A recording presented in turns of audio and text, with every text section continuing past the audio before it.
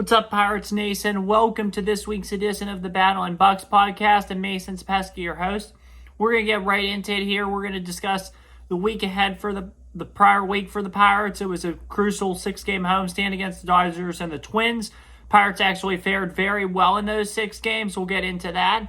Then we'll take a look around the league, currently look at league standings in that. And then we will actually be looking ahead to the next 6 series because unfortunately there will be no show the 16th of June or the 23rd of June. I will be working on a big surprise for you guys, so you'll have to stay tuned for that because it's going to be amazing if I'm able to do it. So just keep in mind. So, yep, there will be a big surprise coming. So you guys, there won't be any content here for a while, but you'll love what I have planned next. So, yeah, once I get this all done, it'll be all good. So, yeah, that's all I want to say. So, we'll look ahead to those 6 series. And you know what else, though? Teams and stuff are already starting to figure out and, talk about the trade deadline, despite it being still 7 weeks away. Next Sunday, it is technically June the 18th is 6 weeks until the trade deadline. That's interesting. And it's still a while away, but you got to keep in mind there's a lot that can change, especially with the National League the way it is. And we'll get into that in a couple minutes. But without further ado, let's begin to recap. So, first off, on Tuesday, June the 4th, Pirates beat the Los Angeles Dodgers by a final score of 1-0. Jared Jones outdueled pitched for LA that night. Hang on a minute.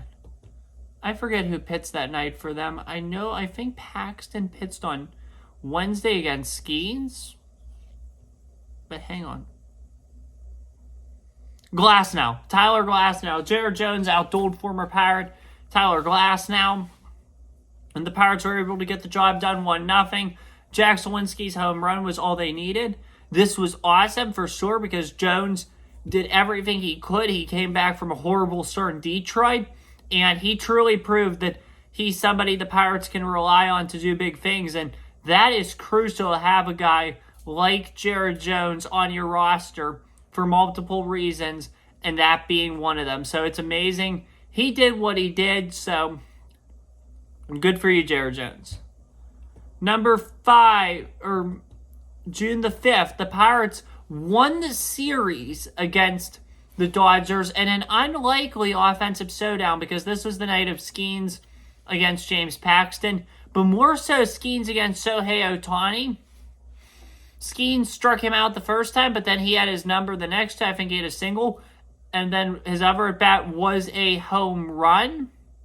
So that was definitely a big thing for both of them. They both had their moments against each other. And they're both, I have a feeling, going to be on the NL All-Star roster just because of how well Skeens is playing. And the fact he was in the minors just less than or a little over a month ago is very shocking because this player's already pitching he's already pitching he's been in the majors now for 5 years. So it's amazing that we have these two guys, Skeens and Jones. And now I think it's just about getting the most out of them, that's for sure, because we got 2 wins against the LA Dodgers with those 2 guys. That shows you we can win playoff series because our pitching is superior, I think, compared to others. And there's people that want to give Cherington a lot of, hits and all that, and, they go after him and stuff. He has reformed this pitching rotation in an unbelievable way. I mean, our pitching used to be our weak point, if you remember, and our pitching sucked. Now our pitching's the strength of the team, and I put a lot of that on Ben Cherington, so great job on his end, so good for him there. But anyway, though, we did win 2 games against the Dodgers, and that's huge. On Thursday, though, we could not get the sweep. Ben Heller, when they put Ben Heller in a 4-4 game, the Dodgers just went off, scored 7 runs, took an 11-4 lead. We answered back with 3 runs of our own, but we unfortunately could not get the job done, losing this ball game by a final score of 11-7. That was definitely unfortunate. We couldn't get the sweep, but I still was pleased with a series win over the Dodgers. I mean, you cannot be upset losing one game to them. Really, if you look at the records and the strength of the roster, we should have lost 2 or even been swept by them. So the fact that we have one series against them, not just this past year, but the past 2 years, 22 and 23 at home as well against them, shows you that this team has been competitive. It's just about putting it together at this point. So that's definitely something to keep an eye on. But this is amazing, this series win. On Friday night, the Pirates shut out the Minnesota Twins 3-0. Strong start for Mitch Keller was responsible for that, shutting him out 3-0. He pitched amazing. The team looked amazing, and this was definitely a crucial win. That's for sure. I only watched highlights of this game, but the way they played showed me that they are truly, it's not just a Dodgers thing, it's not just a Braves thing. They're competitive against good AL rosters as well. I mean, they took 2 out of 3 from the Orioles. And we've yet to play the Guardians or the Yankees. Those will both come in September at the end of the year. But it'll definitely be interesting to see where the team is going into September and how we perform again. Or August and September, the Guardians. And then September's the Yankees, last series of the year. It'll be interesting to see how we perform in those series for sure against those kind of teams late in the year. Then the AL West leader, the Mariners, they come in August. But anyway, though, we're competitive against good AL teams as well. This was definitely good to see for sure. Big win. Yesterday, the game was tied going into the 7th inning. And then in the 7th inning, Rowdy Tellez, despite a lot of the boos, broke through, got a home run, gave the Pirates a 1-0 lead. They added on with 3 more runs, and the Pirates won the game 4-0. And an amazing win. This meant we took the series against the Twins. We took series this homestand against 2 dominant teams. What was likely to be one of our tougher homestands this year, because the next one's not as tough at all. Neither's the one after that. There's one in mid-July with the Phillies and the Cardinals that's a little tough. Then you got the Diamondbacks and Padres. That's not bad. Mariners, that's going to be tough. But it really, after this, our home schedule is not very tough at all. So, yeah, I mean, this was definitely good, to win 2 series against quality teams at home. That's huge to do that. And the best part was the Twins didn't score any runs in these first 2 games. But that all changed today. And believe it or not, yeah, never mind. Pirates outscored the Twins 12-11 this series. But despite scoring no runs the first 2 games, the Twins, we only outscored the Twins by 1 run this series, 12-11. And that's because the Twins did very good today. They won, unfortunately, by a final score of 11-5. I was actually at the game. I saw it, and yeah, I'll talk more about this one, obviously, since I was there. I've got to see it the past couple nights. I've been working and stuff, and I necessarily haven't got to watch the games as much, only highlights. But anyway, today, Jones only had 1 bad inning. He only had 1 bad inning. But other than that, this team was good. I really liked the way we rallied, or he looked good, I'm sorry, not the team. Other than that, we rallied back very good, which was amazing to see, and I really like the effort, and I really like the way we played this series,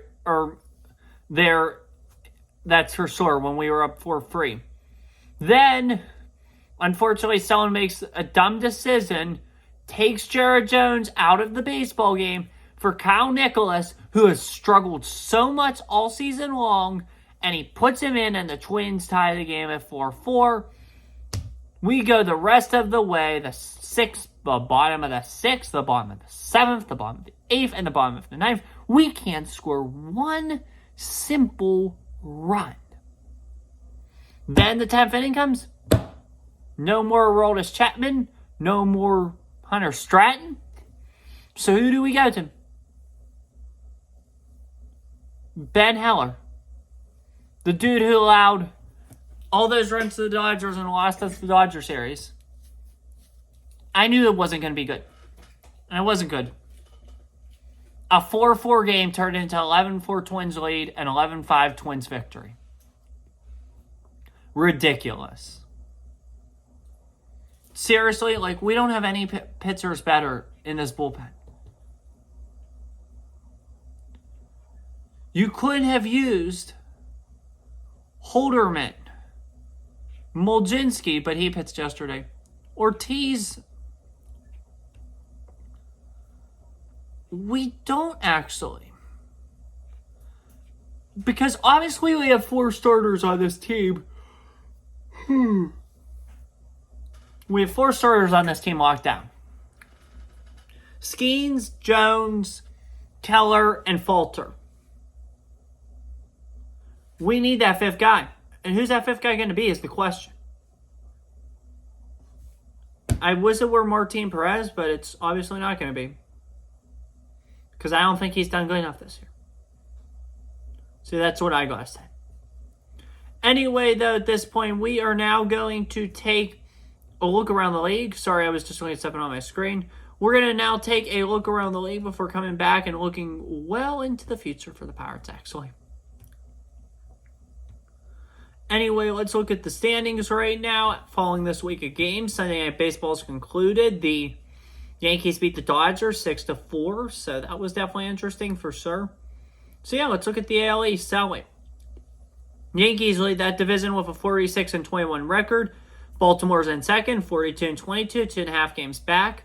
Boston is 500 at 33-33, 12.5 back. Toronto is 32-33, they're 13 back. Tampa Bay is 31-34, 14 back. AL Central time. Cleveland Guardians, you're 42-22, leading the division. Royals of Kansas City, 39-27, 4 games back. Minnesota Twins, 34-31, 8.5 back. Detroit Tigers, 32-33, 10.5 back. Chicago White Sox, 17-49, 26 back. That's pretty atrocious, unfortunately, for them. AL West, Seattle Mariners, 37-30, lead the division. Texas Rangers, 31-34, 5 games back. Astros, 30-36, 6.5 back. Athletics, 26-41, 11 back. Angels, 25-40, 11 back. NL East, Phillies, 45-20, lead the division. Braves in second place, 35-28, 9 games back. Nationals, 30-35, 15 back. Mets, 28-36, 16.5 back. And Marlins, 22-43, 23 games back. I kind of have a gut feeling that division's over for the most part, and the Phillies have pretty much won that division at this point because Atlanta, they're struggling somewhat. And they lost Acuna, and they don't have Strider. So I think that division, for the most part, is over. I mean, 9 games is going to be a huge deficit, and I don't think it's going to happen. So I think the Phillies will win that division for sure.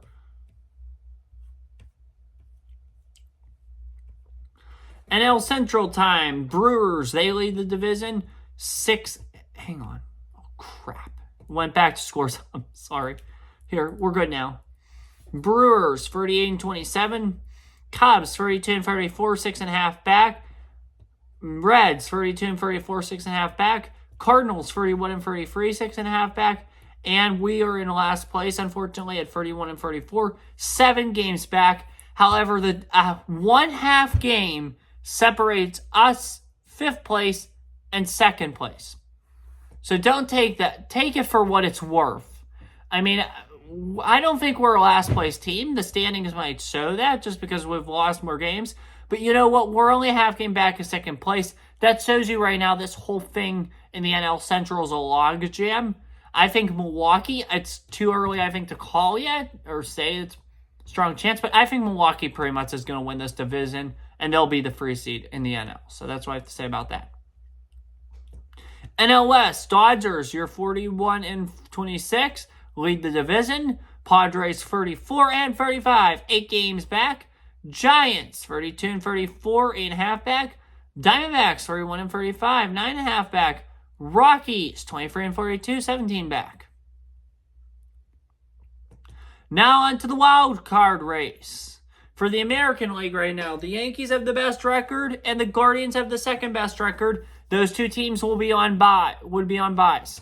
Your 6th seed, the Minnesota Twins, would head out to the Emerald City to take on the Mariners, the 3 seed. And the 5-4 matchup would be Royals-Orioles.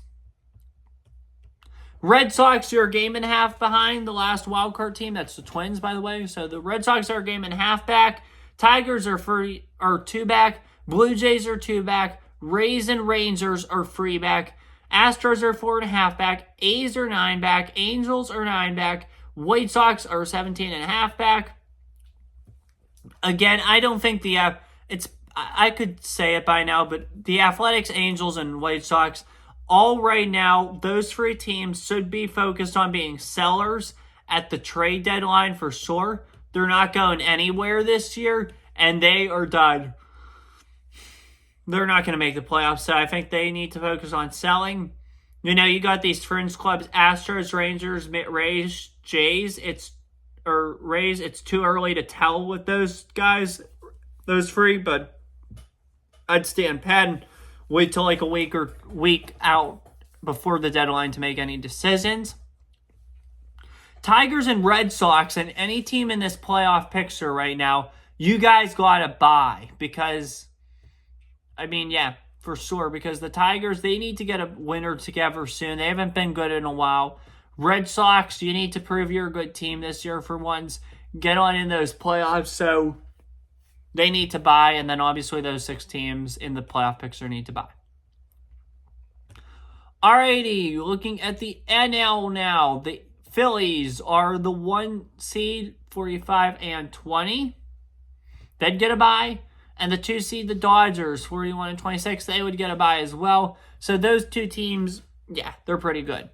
The 6th seed right now is actually a cluster of 4 teams, or 3 teams are tied for the 6th seed in the National League, and one is .001 behind them with winning percentages. So we're going to do the 5-4 matchup first. The 5-4 matchup is the Padres and the Braves. And then the 6th seed all 3 teams are tied for this. The Cubs, the Reds, the Giants, and whichever team makes out of that little box, I don't know, would take on the Brewers. The team also, kind of tied with them, but they're on the outside looking in because of that win percentage. It's .001, literally off, are the Cardinals. A half game back are the Pirates. That's not bad at all. That's right where you want to be, I feel like. Diamondbacks, 1 game back. Nationals, a game and a half back. Mets, 3 games back. Rockies, 8.5 back. Marlins, 9.5 back. Again, every team but Colorado and Miami are pretty much in this thing. The NL sucks this year. And again, it's because I think all these teams are kind of even. And they all play each other and they split their series, and then the AL teams just dominate them. So that's why they're below 500. This race is wide open, obviously. We all know Philadelphia, Los Angeles, Milwaukee, and Atlanta and San Diego are going to be buyers. That's pretty much set in stone. That's how it should be. Rockies should sell. Marlins should sell. Mets, a lot of people are saying sell, but I don't know. I would stay pat for now. I'd plan on staying pat. Nationals, I would buy because you have a lot of prospects you could sacrifice, and you could get a run in and possibly stir something up. You guys could get on a run, make it far, and prove to yourselves that you guys are ready to compete. So I would buy. Diamondbacks, I would buy too because you guys were just in the World Series. That roster could do something. You're definitely buying. Pirates, I'm buying for sure. Nothing real major. Don't go out and get somebody and do a Chris Archer thing, but I'm still buying and making Small acquisitions to help you get in, for sure, but nothing major.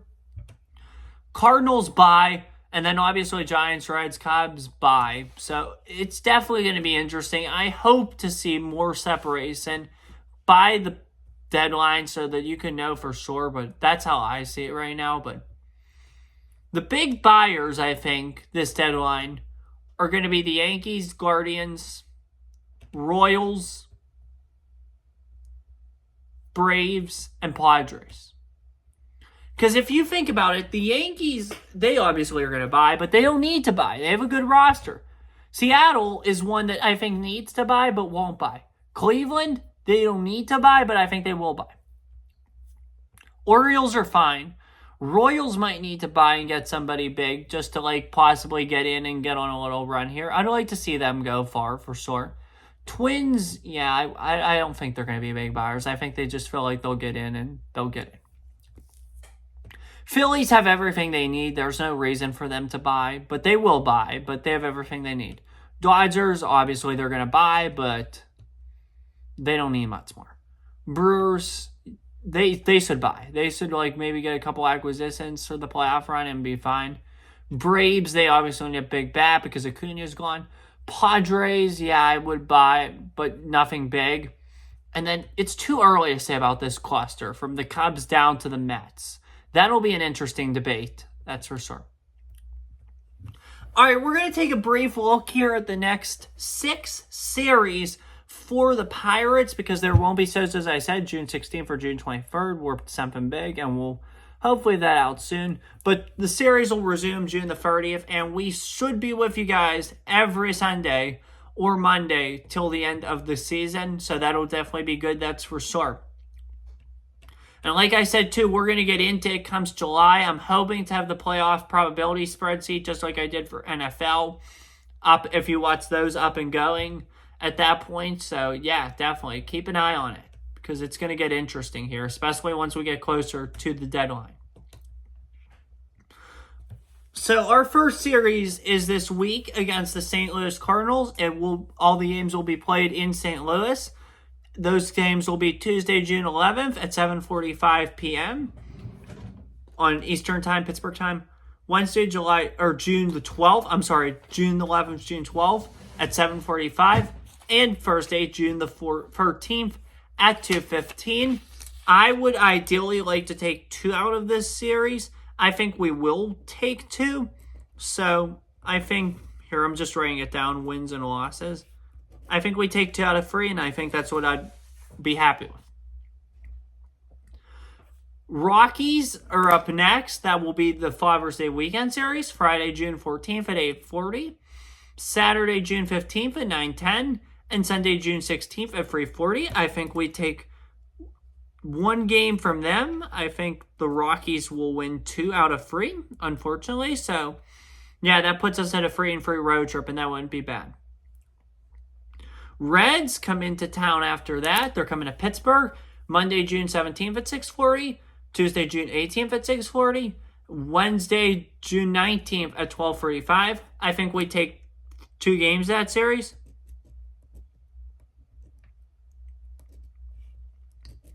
For sure.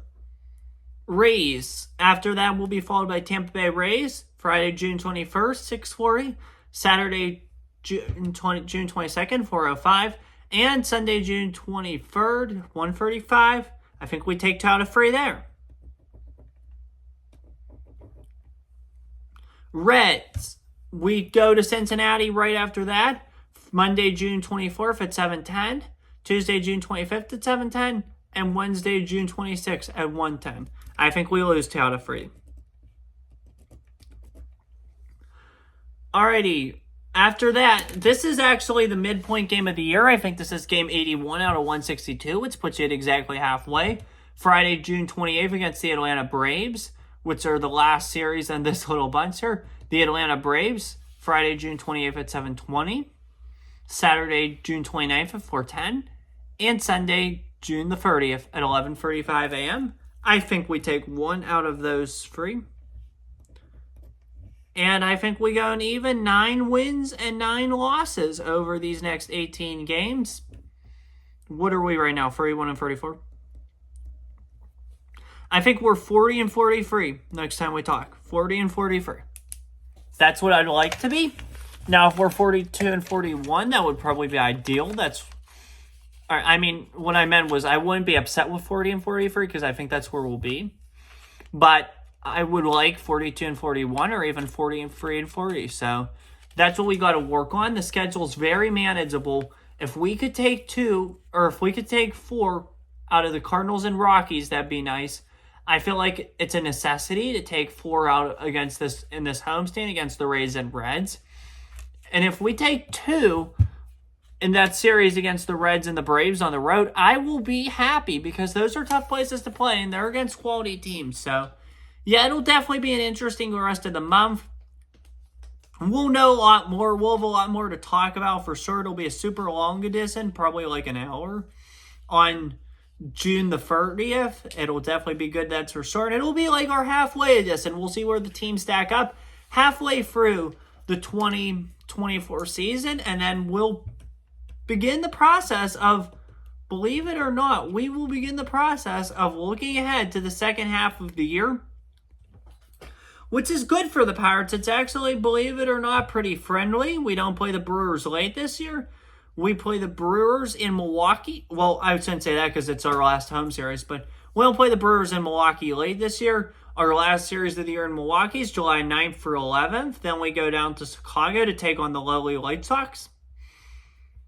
Then we got the Phillies. That's going to be tough. Road trip to Arizona and Houston. That won't be easy. Dodgers, San Diego on the road. That won't be easy either. Mariners at home. That'll be tough. At the Rangers, that'll be hard. Labor Day weekend at the Guardians won't be pretty. Then at the Cubs. And then we finish out with the Brewers and at the Yankees. And right before that, man, this is not the best finish, though, because we got the Royals the 13th through the 15th of September.